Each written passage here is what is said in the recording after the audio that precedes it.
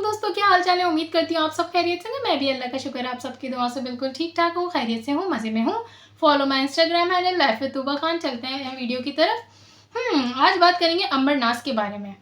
बहुत टाइम से मैं ये चीज़ें सुनती आ रही हूँ, रिएक्शन वालों से भी, फिर अंबर के कमेंट्स में भी, कि लोग इस तरह की राय बोल रहे हैं कि अंबर शादी के बाद खुश नहीं है अपनी लाइफ में। वो बोर सी दिख रही होती है, वो खुश नहीं है, वो उदास सी दिख रही होती है, वो तन्हा फील कर रही होती है, पता नहीं एक्स वाई जी इस तरह की बातें की जा रही होती हैं। और हमारी रिएक्शन बहनें भी ये बातें कर रही होती कि अंबर शायद अपनी शादी के बाद खुश नहीं है। तो मैंने सोचा कि इस पे मुझे भी बात करनी चाहिए, वेदर क्या सही है क्या नहीं है। तो चलें इस बारे में बात करते हैं। वैसे मैं पूछना चाहूँगी, जैसे हमारी जो रिएक्शन वाली बहन है, मेरे ख्याल से तकरीबन सारी ही मैरिड हैं, बच्चों वाली हैं, सब इस पीरियड से निकल चुकी हैं, शादी के जो टाइम है उसे गुजार चुकी हैं, फिर भी वो ऐसी बातें करती है तो मैं थोड़ी हैरान हो जाती हूँ।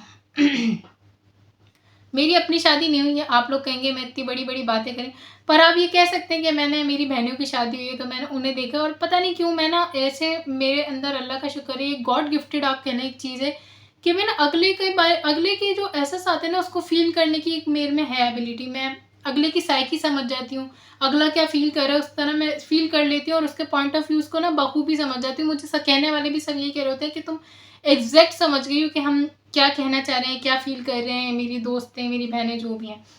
तो उस हिसाब से मैं बात आज करूँगी।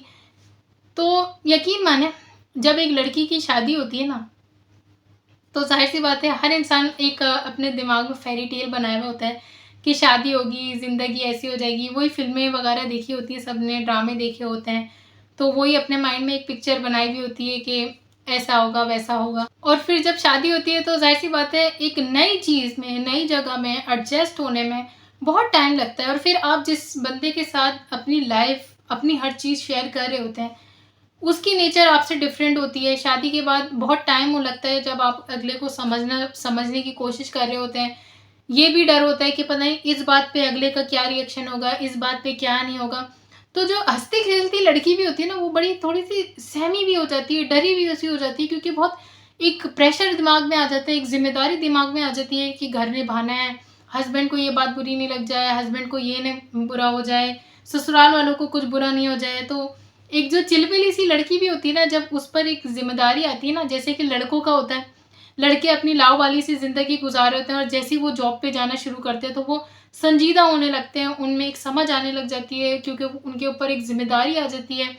तो वो एक होता है ना, सीरियसनेस आ जाती है आपकी लाइफ में, आप जिंदगी को फिर एक सीरियस वे में देखना शुरू करते हो। तो वही लड़कियों के साथ शादी के बाद होता है। माँ बाप के घर में तो आपको पता है लड़कियों को कोई टेंशन नहीं होती, कोई जिम्मेदारी नहीं होती, कोई बुरा मानने वाला नहीं होता, किसी के मिजाज के हिसाब से नहीं चलना होता। लेकिन शादी के बाद बहुत बदलाव आ जाते हैं। मैं ये नहीं कहती कि शादी खूबसूरत नहीं है, शादी एक बहुत खूबसूरत रिश्ता है, लेकिन शादी जब खूबसूरत रिश्ता है जब आप उसे निभाने में कामयाब हो जाते हैं। और उसको निभाने के लिए यकीन माने लड़की ना सर से पैर तक हो जाती है, अपने आप को ख़त्म कर देती है। कहते हैं एक शादी चलाने में अगर आप परसेंटेज देखें तो मैं कहूँगी 70-30% या 60-40 तो रखें आप।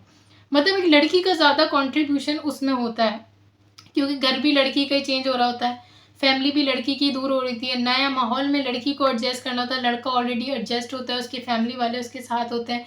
फिर अरेंज मैरिज में तो ये होता है आपको बंदे को भी समझना होता है किस नेचर का है, किस पे बुरा मान जाएगा, किस पे गुस्सा आ जाएगा, किस बात पे नहीं आएगा। मुंह उठा के ये कह देना बहुत आसान है कि लड़की खुश नहीं है, ये नहीं है। यार खुशी एक अलग चीज होती है, लेकिन एक जो प्रेशर लड़की पे आता है ना, इट टेक्स टाइम। इंसान को मैं कहती हूँ कि शादी के शुरू के जो 2-3 साल होते हैं ना, एक तो होता है शादी के बाद जो आपका एक बिल्कुल स्टार्टिंग पीरियड होता है, 1 आध 1.5 महीना होता है, वो तो आपका ऐसे समझे कि एक ख्वाब की तरह गुजर जाता है, एक सोए और उठ गए। फिर उसके बाद जो आपकी प्रैक्टिकल लाइफ शुरू होने लगती है, जो आप आपसे हकीकत से फिर मिलते हैं, मिजाज को समझते हैं। क्योंकि कहते हैं ना कि जब आप शुरू शुरू एक आध मुलाकात किसी जगह अपने रिश्तेदार से करें तो वो आपको हंस खेल के खिला देगा, लेकिन फिर जैसी बात है, मियाँ बीवी का रिश्ता भी ऐसा होता है, दिन रात का साथ होता है, फिर लड़ाई झगड़े नाराज़गी ये सारी चीज़ें स्टार्ट होना शुरू होती हैं। तो फिर मैं कहती हूँ कि शादी के जो शुरू के साल होते हैं ना यार, चंद साल 2-3 साल, तो मैं कहती हूँ कि वो आप समझने में ही एक दूसरे को निकाल देते हो, एक दूसरे पे भरोसा भी आपको मतलब आस्ते आस्ते क्या होता है, भरोसा भी आपको उस टाइम पे इतना नहीं होता अगले पे कि अगला जो कह रहा है सही है गलत है, वो आप विद द टाइम अगले को जान रहे होते हो कि वो कितना ट्रस्टवर्दी है, कितना अंडरस्टैंडिंग है या नहीं है। तो शुरू के जो जो भी यहाँ पे मैरिड गर्ल्स होंगी, वुमेन्स होंगी, वो इस बात से बिल्कुल मुत्तफिक होंगी कि शुरू के जो साल होते हैं वो तो एक तरह से बिल्डअप करने की, रिश्ते को मजबूत करने का टाइम होता है। आपका रिश्ता एक जितना मजबूत है उतने कमज़ोर है शादी का। तो उस टाइम तो आप बिल्ड कर रहे होते हो उसे, अगले को यकीन दिला रहे होते हो कि आप किस तरह के पर्सन हो, आप भरोसे के काबिल हो नहीं हो। तो ये सारी चीज़ें आप सबको पता है। अभी अंबर की भी नई शादी हुई है, तो ये कोई लव स्टोरी तो चल नहीं रही ना, ये एक रियलिटी होती है शादी, और ये इस चीज़ से, इस फेज से हर लड़की गुजर चुकी है। तो इस टाइम पे तो ये जज करना ही फजूल है कि अगली खुश है या दुख है, अगली प्रेशर में है। शौहर की मोहब्बत है अपनी जगह, लेकिन वो जो बचपन से मोहब्बत और वालिदैन की शफकत है ना, उससे निकलना, उस लाड से निकलना बहुत मुश्किल होता है।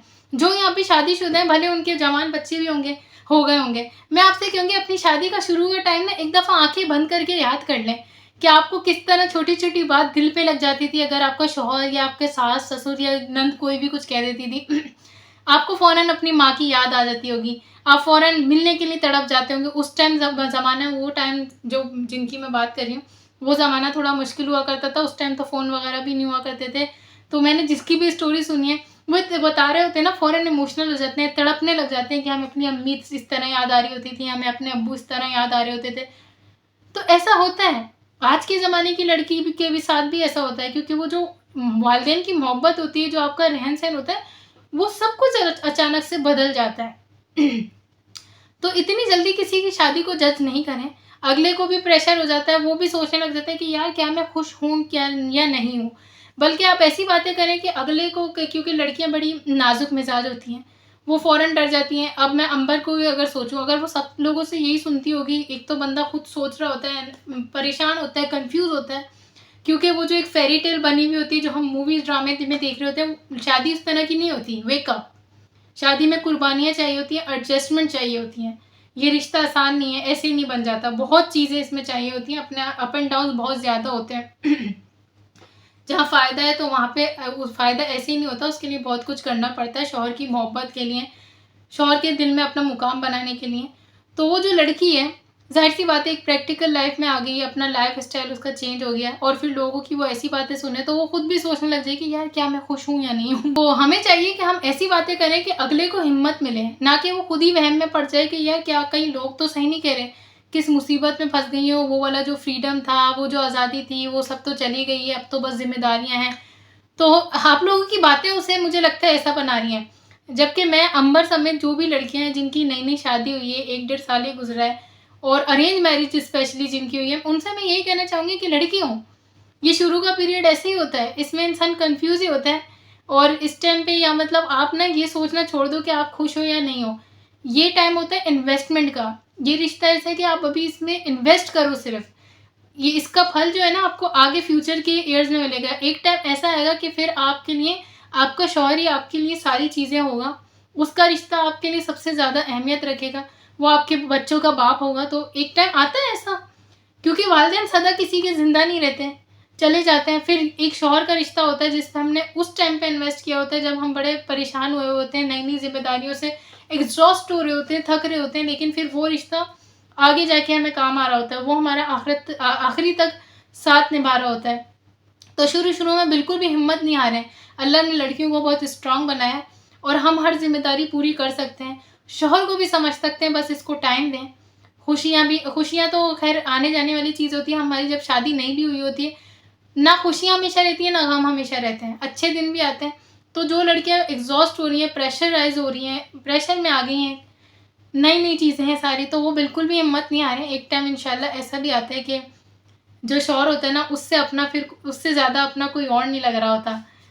तो ये सारी चीज़ें होती हैं, अच्छी हिम्मत बढ़ाने वाली बातें किया करें, एक सही मशवरा दिया करें। आप लोग सब एक्सपीरियंस्ड औरत हैं, तनकीद ही हमेशा नहीं होती, हमेशा कभी किसी की बेटी को अपनी बेटी समझ के कुछ अच्छा मशवरा दे दिया करें। तो बहरहाल, इन शॉर्ट, मैं जो भी कहना चाहूँगी, मैं ये नहीं कहूँगी कि अंबर खुश नहीं है।